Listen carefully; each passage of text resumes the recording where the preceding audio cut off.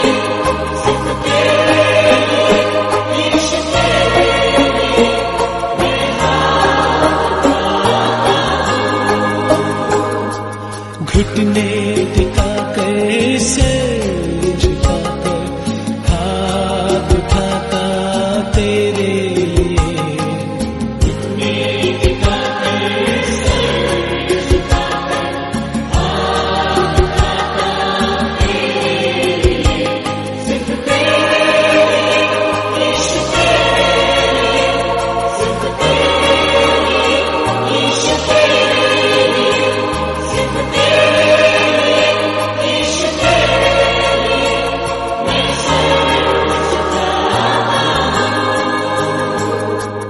पवित्र आत्मा,